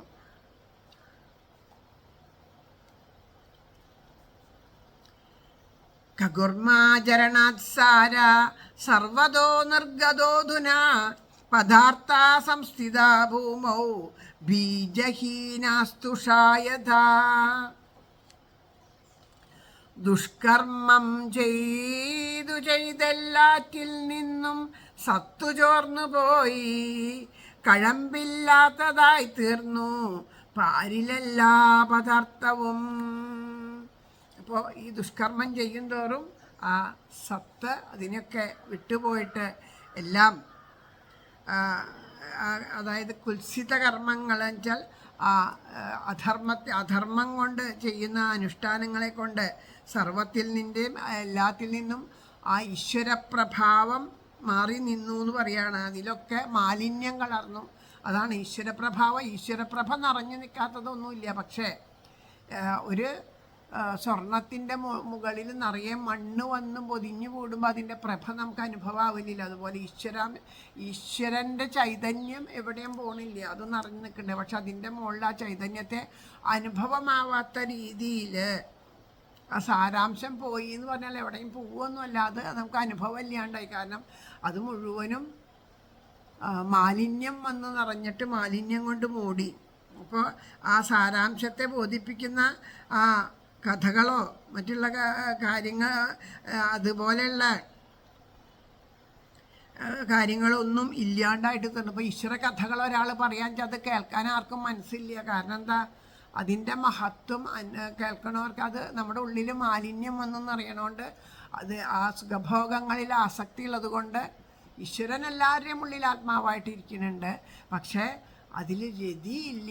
ആ രതിയെല്ലാം എന്തിനു പറയണോ, ഈ ഭോഗാസക്തിയിലേക്ക് തിരിഞ്ഞു. അപ്പം നമുക്ക് അത് നിസ്സാരങ്ങളായിട്ട് തീർന്നു. ഈശ്വര കഥകൾ നിസ്സാരം, ഭഗവാനില്ല, അങ്ങനെയുള്ള ഭാവത്തിലൊക്കെ നമുക്കതൊക്കെ നിസ്സാരങ്ങളായിട്ട് തീർന്നു. അത് കലിയുടെ പ്രഭാവം കൂടുന്തോറും ഇതൊക്കെ നമുക്ക് നിസ്സാരങ്ങളായിട്ട് തീരുകയാണ് ചെയ്യണത്. വിപ്രൈ ഭാഗവതീ വാർത്ത ഗേഹേ ഗേഹേ ജനേ ജനേ കാരിതോ കണലോഭേന കഥാസാരസ്തതോ ഗതാ. ഗൃഹന്തോറും ഭാഗവതം തുച്ഛലാഭത്തിനായി ദുജൻ വായിക്കയാൽ കഥാസാരബോധം പാടെ നശിച്ചുപോയി. അത്യത്ഭുതമായിട്ടുള്ള മഹാഭാഗവതം കലികാലത്ത് ആ ഭാഗവതാണ്, ശ്രീമദ് ഭാഗവതാണ് വേണ്ടതെന്ന് പറയുന്നു. പക്ഷേ ആ ഭാഗവതത്തിനെ നമ്മൾ എന്തിനു വേണ്ടി ആശ്രയിക്കണം? ആ ഭക്തി വർദ്ധിക്കാൻ വേണ്ടിയിട്ട് ഭഗവാന്റെ കഥകളെ പ്രേമഭക്തിയോട് കൂടിയിട്ട് വേണം അതിനെ ആശ്രയിക്കാൻ. പക്ഷേ ധനത്തിന് വേണ്ടിയിട്ട് ആ ഭാഗവതത്തിനെ, അങ്ങനെയുള്ള ഭഗവത് കഥകളെയൊക്കെ ധനസമ്പാദനത്തിന് വേണ്ടിയിട്ടാണ് ഉപയോഗിക്കണേ. അങ്ങനെ ആ ധനസമ്പാദനത്തിന് വേണ്ടിയിട്ട് ഉപയോഗിക്കുമ്പോൾ ആ ഭാഗവതം ഇങ്ങനെ എന്താ ചെയ്യണേ, ഓരോ ദിക്കിലും ചെന്നിട്ട് ഓരോരുത്തരും ഭാഗവതം പറഞ്ഞ് കേൾപ്പിക്കുക. ഞാൻ ഇത്ര രൂപ തന്നാൽ ഭാഗവതം പറഞ്ഞ് കേൾപ്പിക്കുക എന്ന് പറഞ്ഞ് ഇതാ കേൾപ്പിക്കുന്നു. അങ്ങനെ അപ്പോൾ ആ കേൾക്കണവരോ കേൾക്കണം എന്നുള്ള ആഗ്രഹത്തിൽ കേൾക്കുകയൊന്നുമല്ല. എന്തെങ്കിലും വീട്ടിലൊരു കാര്യം ഉണ്ടാവും, അപ്പോൾ പറയാം എന്നാൽ ഭാഗവതം കേട്ടാൽ മതി, ആ ഭാഗവതം ഞാൻ കേൾപ്പിക്കാം, എനിക്ക് ഇത്ര രൂപ തന്നാൽ മതി, ഓ ശരി എന്ന് പറയാം. അപ്പോൾ അവർ അവിടെ ഭാഗവതമൊക്കെ നടത്തും. പക്ഷേ ആരാ കേൾക്കണേ? ആരും കേൾക്കണമെന്നും ഉണ്ടാവില്ല. ഭാഗവതം ഇങ്ങനെ ഇവിടെ ഇരുന്ന് ഇദ്ദേഹം വായിക്കുന്ന ആൾക്കും വൈകുന്നേരമായിട്ട് ഇത് തീർന്നാൽ പൈസ കിട്ടിയാൽ മതിയല്ലോ എന്നോ വിചാരം. അപ്പുറത്തുള്ളവർ അപ്പുറത്ത് വട്ടം കൂടിയിരിക്കുക, ചായ കുടിക്കുക, ചീട്ട് കളിക്കുകയൊക്കെ ചെയ്യും. അങ്ങനെ ഉള്ള അവസ്ഥകളും ഇല്ലാത്ത, ഇത് വെറുതെ പറഞ്ഞതല്ല കേട്ടോ, ഇത് അനുഭവം കൊണ്ട് പറഞ്ഞതാണ്. ഞാൻ കോഴിക്കോട് ഇരിക്കുമ്പോൾ ഒരിക്കൽ ഒരു സപ്താഹം വീട്ടിലുണ്ടെന്നുകൊണ്ട് കേൾക്കാൻ പോയി. അപ്പോൾ കേൾക്കാനായിട്ട് കുറച്ച് പേര് വന്നിരിക്കുന്നുണ്ട്. പക്ഷേ ആ ഭാഗവത ആചാര്യൻ ഈ പറഞ്ഞ പോലെയല്ല, അദ്ദേഹം സാത്വികനായിട്ടുള്ളൊരു മനുഷ്യനാണ് അദ്ദേഹം. അത്ര ആത്മാർത്ഥമായിട്ട് തന്നെ ആ കഥ പറയുകയാണ്. അദ്ദേഹം ധനത്തിനെ ഉദ്ദേശിച്ചിട്ടൊന്നുമല്ല പറഞ്ഞത്, ആത്മാർത്ഥമായിട്ട് കഥ പറഞ്ഞുകൊണ്ടിരിക്കുന്നു. ആ കഥ പറഞ്ഞുകൊണ്ടിരിക്കുന്നതിൻ്റെ അവിടെ ആ വീട്ടിലുള്ള ആൾക്കാർ ധാരാളം പേര് സപ്താഹമാണെന്ന് പറഞ്ഞ്, വലിയ കൊട്ടാരം പോലെയുള്ള വീടാണ്, ധാരാളം പേരുണ്ട്. സപ്താഹമാണെന്ന് പറഞ്ഞ് കേട്ടു വന്നതാണ്. അവരുടെ ബന്ധുക്കളൊക്കെ വന്നിട്ടുണ്ട്. പക്ഷേ ഈ ബന്ധുക്കളിലും ആൾക്കാരിലും ഒരാൾ പോലും ഈ സപ്താഹം കേൾക്കാൻ വന്നിരിക്കണില്ല. പുറമേന്ന് സപ്താഹത്തിൽ കൊതിയുള്ള കുറച്ച് പേരെ അവിടെ വന്നിരിക്കണുള്ളൂ.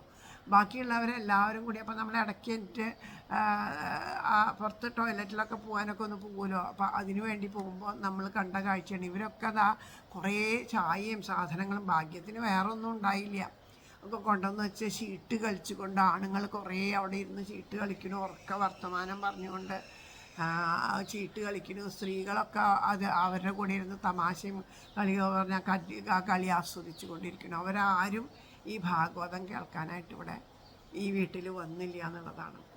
അത് വളരെ ദുഃഖപകരമായിട്ടുള്ളൊരു കാര്യമായിരുന്നു. എന്നിട്ട് ഞങ്ങൾ ആ സപ്താഹം കഴിയണ വരെ ഞങ്ങൾ കുറച്ച് പേര് ചെന്നപ്പോൾ പറഞ്ഞു, കുറച്ച് പേരൊന്നുമില്ല, ഒരു 3-4 പേരേ ഉണ്ടായിരുന്നുള്ളൂ. ഞങ്ങൾ പറഞ്ഞു, ഞങ്ങളോട് അദ്ദേഹം പറഞ്ഞു, എന്നും വന്നോളൂ കേട്ടോ, ആരും ഇല്ലെങ്കിലും വേണ്ടില്ല, ഞാനിവിടെ ഇരുന്ന് കണ്ണടച്ച് കഥ പറയും, ഞാൻ പറയണത് ഗുരുവായൂരപ്പനോടാ എന്ന് അദ്ദേഹം പറഞ്ഞു. പക്ഷെ നന്നായിട്ട് അദ്ദേഹം ആത്മാർത്ഥമായിട്ട് തന്നെ അദ്ദേഹത്തിൻ്റെ കർമ്മം അദ്ദേഹം നിർവഹിച്ചു എന്നുള്ളതാണ്. ഇത് അനുഭവമാണ്. അപ്പം അതുപോലെ അപ്പം ഞാൻ ഈ ഒരു ഭാഗം വായിക്കുമ്പോൾ അതെനിക്ക് ഓർമ്മ വരും.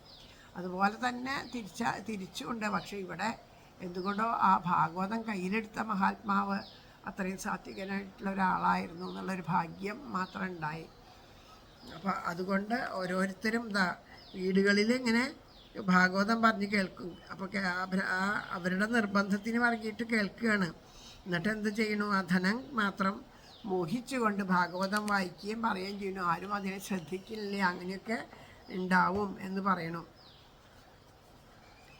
അത്യുഗ്രഭൂരി കർമാണോ നാസ്തികാരൗരവോജന തേപി തിഷ്ടന്തി തീർത്ഥേഷു തീർത്ഥസാരസ്തതോ ഗതാ. വന്നു രൗരവരം നാസ്തികർ അത്യുഗ്രകർമ്മികൾ തീർത്ഥസ്നാനങ്ങൾ തൻ തീർത്ഥസാരവും നഷ്ടമായുടൻ. രൗരവം എന്ന് പേരായിട്ടുള്ള നരകത്തിൻ്റെ പേരാണ് രൗരവം എന്ന്. അപ്പോൾ ആ ഭൂലോകത്തിൽ വന്നിരിക്കുന്നവർ ഒക്കെ ആ നരകത്തിൽ, ആ രൗരവത്തിൽ വീണ് ആ നരകത്തിൻ്റെ ഫലങ്ങളെ അനുഭവിക്കേണ്ട ആൾക്കാരുണ്ടല്ലോ, അതുപോലെ അത്രയ്ക്കും ദുഷ്ടന്മാരായവർ ആ ഭൂമിയിൽ വന്ന് അത്യുഗ്രമായിട്ടുള്ള കർമ്മങ്ങളെ നടത്തുന്ന നാസ്തികരായിട്ട് തീർന്നു. അപ്പോൾ അവരൊക്കെ എന്ത് ചെയ്യണു, അവരൊക്കെ അങ്ങനെ തീർത്ഥസ്നാനങ്ങളിലൊക്കെ വസിക്കുമ്പോൾ ആ തീർത്ഥസ്നാനങ്ങളുടെ പരിശുദ്ധിയൊക്കെ അവിടെ നശിച്ചു പോവുകയാണ് എന്ന് പറയാം.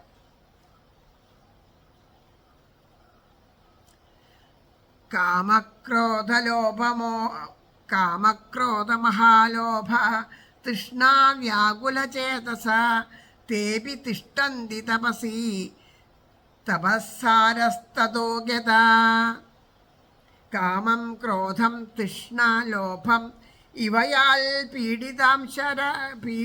പീഡിതാശയർ തപസ്സാരംഭിച്ചതോടെ തപസ്സിൻ സത്തനഷ്ടമായി. കാമം, ക്രോധം, തൃഷ്ണ, ലോഭം ഇവയാൽ പീഡിതാശയർ തപസ്സാരംഭിച്ചതോടെ തപസ്സിൻ സത്തനഷ്ടമായി. അതായത് മനസ്സിനെ അടുക്കാൻ കഴിയാത്തവർക്കാണ് ലോഭം, കാമം, ക്രോധം ഇതൊക്കെ ഉണ്ടാവേണ്ടത്. മനസ്സിനെ അടക്കമില്ലാത്തവരാണ്. ആ മനസ്സിനെ അടക്കമുണ്ടാവില്ല. പിന്നെ ശാസ്ത്രങ്ങൾ മറ്റുള്ളവരൊന്നും അഭ്യസിക്കാണ്ട് എന്തെങ്കിലുമൊക്കെ കുറച്ച് അറിഞ്ഞു, എന്തെങ്കിലുമൊക്കെ കുറച്ച് ചെയ്തു, അങ്ങനെയില്ലേ, കുറച്ച് അത് കേട്ടു, കുറച്ച് ഇത് കേട്ടു, എന്തൊക്കെയോ കുറച്ചൊക്കെ മനസ്സിലാക്കി. അങ്ങനെയുള്ളവർ ഈ ധ്യാനം മറ്റുള്ളതായിട്ടുള്ള യോഗങ്ങൾ, അതത് ധ്യാനത്തിലിരിക്കുക, യോഗങ്ങൾ പഠിപ്പിക്കുക എന്നൊക്കെ പറഞ്ഞത് പഠിപ്പിക്കാനും ചെയ്യാനും തുടങ്ങിയപ്പോൾ അതിൻ്റെ ഗുണം ഇല്ലാണ്ടായി. കലികാലത്ത് ഇതൊക്കെ നമുക്ക് കാണാവുന്നതാണ്. അല്ലേ? ധ്യാനം എത്ര ഇതിൽ ധ്യാനത്തിലിരിക്കുക എത്ര സമയം, അതിനിങ്ങനെ യോഗാഭ്യാസം എന്നൊക്കെ പറഞ്ഞ് നമ്മളെ പഠിപ്പിക്കാൻ കുറേ പേര് വരും. ആ പഠിപ്പിക്കുന്നവർ അത് വേണ്ടതുപോലെ പഠിച്ച് അതിനെ തൻ്റെ ജീവിതത്തിൽ അനുഷ്ഠിച്ച് അനുഷ്ഠിച്ച് സിദ്ധി വരുത്തിയിട്ടാണോ എന്നൊന്നും നമുക്കറിയില്ല. നമ്മൾ ആരെങ്കിലും ഒരാൾ പറഞ്ഞാൽ എന്നാൽ അതിൻ്റെ പിന്നാലെ പോവുക എന്ന് വെച്ച് നമ്മൾ അതിൻ്റെ പിന്നാലെ പോവുകയാണ്. അപ്പം അങ്ങനെ ഉള്ളത് കൊണ്ട് ആ തപസ്സിൻ്റെ ആ ഗുണം കൂടിയും ഇല്ലാണ്ടായി എന്ന് പറയാണ്. മനസാശ്ചാജയാല്ലോഭാത് ദംഭാത് പാഖണ്ഡ സംശയാത് ശാസ്ത്രാനഭ്യസനാശ്ചൈവ ധ്യാനയോഗഫലം ഗതം. മനസ്സിനെ അടക്കാൻ കഴിയാത്തത് നേരത്തെ പറഞ്ഞത് തന്നെ. അതായത് മനസ്സിനെ ജയിക്കാത്തോർ ദംഭലോഭികൾ നാസ്തികർ ശാസ്ത്രം പഠിക്കാഞ്ഞു നഷ്ടപ്രായമായി ധ്യാനയോഗവും. ആ മനസ്സിനെ അടക്കാനൊന്നും പറ്റാത്തത് കൊണ്ട് ഇതൊന്നും പഠിക്കാണ്ട് ഒക്കെ ആയിട്ട് അതും ആ ധ്യാനയോഗം അതൊക്കെ നഷ്ടമായിട്ട് തീർന്നു എന്ന് പറയാം. പണ്ഡിതാസ്തു കളത്രേണ രമന്തേ മഹിഷ ഇവ പുത്രസ്യോൽപാദനേ ദക്ഷ അദക്ഷ മുക്തിസാധനേ.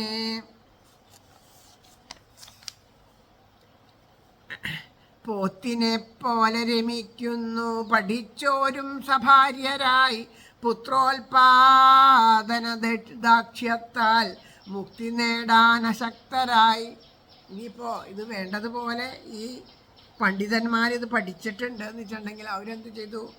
മഹിഷ ഇവ പോത്തിനെ പോലെ, അതായത് അത്രയും ആ കാമാസക്തരായിട്ട് ആ കുടുംബം ഭാര്യ എന്ന് അവരുമായിട്ട് രമിച്ചിട്ട് പുത്രോൽപാദനമൊക്കെ നടത്തി ആ കുടുംബത്തിൽ മാത്രം ആസക്തരായിട്ട് ആ മുക്തിയൊന്നും സമ്പാദിക്കാനൊക്കെ മറന്നുകൊണ്ട് അതിനു വേണ്ടിയിട്ട് അവർക്ക് യുക്തമായ രീതിയിൽ പല കാര്യങ്ങൾ പണ്ടുള്ളവർ പറയണ പോലെ തലമുടി ഉണ്ടായാൽ ചാച്ചും ചെരിച്ചും കെട്ടാന്ന് പറയണല്ലോ. ഇതിനൊക്കെ കുറേ ന്യായങ്ങളൊക്കെ പറഞ്ഞ് അവർക്ക് ഈ ഭോഗാസക്തി അനുഭവിക്കണം. അതിനു വേണ്ടിയിട്ട് അങ്ങനെയാവാം ഇങ്ങനെയാവാം, ശാസ്ത്രത്തിൽ അത് പറഞ്ഞിട്ടുണ്ട് ഇത് പറഞ്ഞിട്ടുണ്ട് എന്നൊക്കെ പറഞ്ഞ് വളച്ചൊടിച്ച് അങ്ങനെയൊന്നും അവരും ഭോഗാസക്തരായിട്ട് കഴിയാണ്. അതുകൊണ്ട് അവരും ആ മുക്തി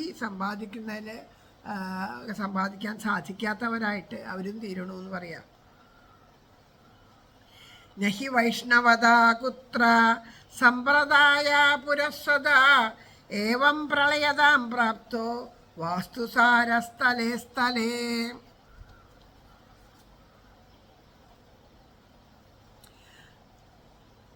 പരമ്പരാഗതം വിഷ്ണുധർമ്മമില്ലൊരിടത്തുമേ വിലപിപ്പോർക്കു സർവത്ര നഷ്ടമായി വസ്തുധർമ്മവും.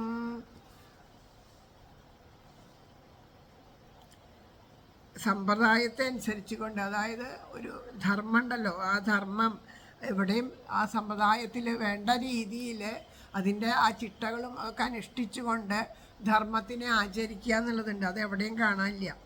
അപ്പോൾ എല്ലാ സ്ഥലത്തും ഇതുപോലെ ഓരോ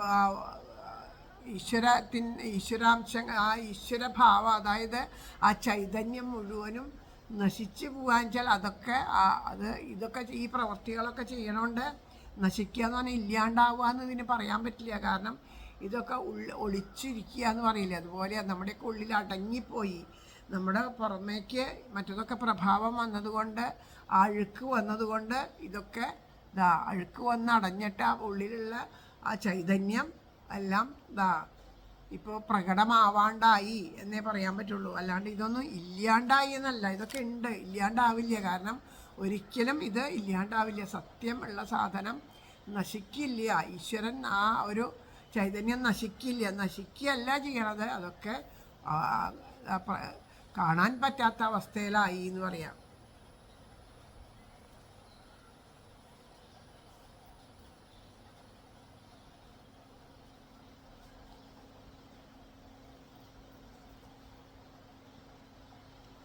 അയം തു യുഗധർമ്മോ ഹി വർത്തതേ കസ്യ ദൂഷണം അധസ്തു പുണ്ഡരീകാക്ഷ സഹതേ നികടേ സ്ഥിത.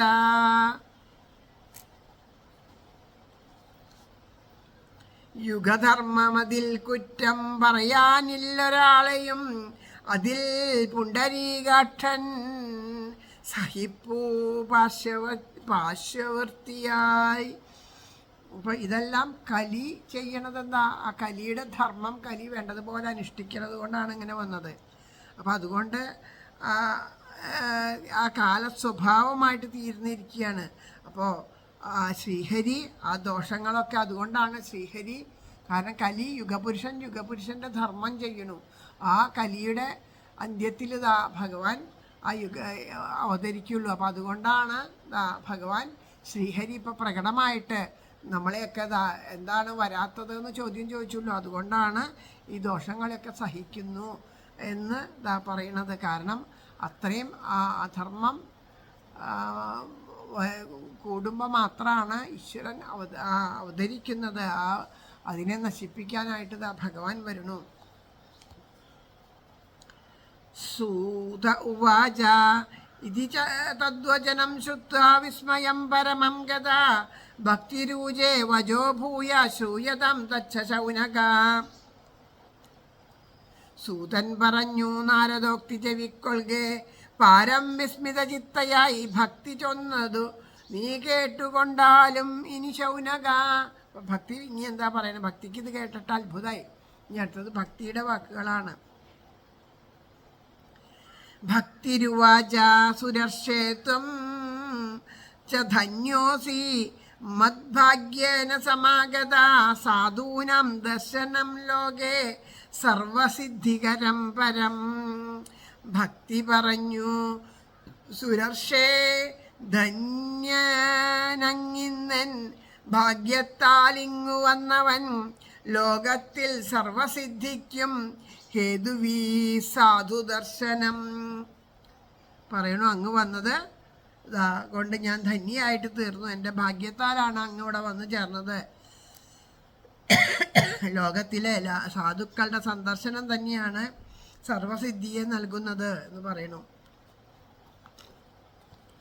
ജയതി ജഗതിമായം യസ്യ കായാവതസ്തേ വചനരചനമേകം കേവലം ചാകലയ്യ ധ്രുവപദമഭിയാതോ യത്കൃപാദോ ധ്രുവോയം സകലകുശലപാത്രം ബ്രഹ്മപുത്രം നതാസ്മി. അതിമഹിതമെവൻ തൻ വാഗ്മയം മായവെല്ലാൻ കഴിവരുളിപുരാ പ്രഹ്ലാദനെ പോലെ തന്നെ ധ്രുവപദവി കനിഞ്ഞൗത്താന ബാധിക്കു ഇന്നാ സകല കുശല വന്ദേ നിന്നെ ഞാൻ ബ്രഹ്മപുത്ര. അതിമഹിതമെവൻ തൻ വാഗ്മയം മായവെല്ലാൻ കഴിവരുളിപുരാ പ്രഹ്ലാദനെ പോലെ തന്നെ ധ്രുവപദവി കനിഞ്ഞൗത്താന ബാധിക്കും ഇന്നാ സകല കുശല വന്ദേ നിന്നെ ഞാൻ ബ്രഹ്മപുത്ര. അതായത് പ്രഹ്ലാദന് നാരദ മഹർഷിയുടെ നാമമന്ത്രോപദേശം കൊണ്ടാണ് പ്രഹ്ലാദന് ഭഗവാനെ ഭക്തി ഉണ്ടായതും പ്രഹ്ലാദൻ ഭക്തന്മാരിൽ അഗ്രഗണ്യനായിട്ട് തീർന്നതും അമ്മയുടെ ഗർഭപാത്രത്തിൽ വെച്ച് തന്നെ ഭഗവാന്റെ കഥകളെ പറഞ്ഞു കൊടുത്ത് ഭഗവാന്റെ മഹത്വം പറഞ്ഞു കൊടുത്ത് പ്രഹ്ലാദനെ പുണ്യവാനാക്കി തീർത്തു. അങ്ങനെ അതുമാത്രമല്ല, ഭഗവാൻ ഉത്താനപാദൻ്റെ പുത്രനായിട്ടുള്ള ധ്രുവനെ കേവലം അച്ഛൻ്റെ മടിയിലിരിക്കണം എന്ന് മാത്രമേ ആ കുഞ്ഞിന് ആഗ്രഹം ഉണ്ടായുള്ളൂ. ആ പുത്രനെ ഭഗവാന്റെ നാമത്തെ ചൊല്ലിക്കൊടുത്തുകൊണ്ട് ആ പുത്രനെ വൈകുണ്ഠ സമാനമായിട്ടുള്ള ധ്രുവസ്ഥാനത്തെ നൽകി അനുഗ്രഹിച്ചു. അങ്ങനെ സർവകർമ്മങ്ങളുടെയും അധിവാസഭൂതനായിട്ടുള്ള ബ്രഹ്മപുത്രനായിട്ടുള്ള ശ്രീനാരദ മഹർഷിയെ അങ്ങയെ ഞാനിതാ നമസ്കരിക്കണു എന്ന് പറഞ്ഞ് ഇതി പത്മപുരാണേ ഉത്തരഖണ്ഡേ ശ്രീമദ് ഭാഗവത മാഹാത്മ്യേ നാരദ ഭക്തി സംവാദോ നാമ പ്രഥമോധ്യായ.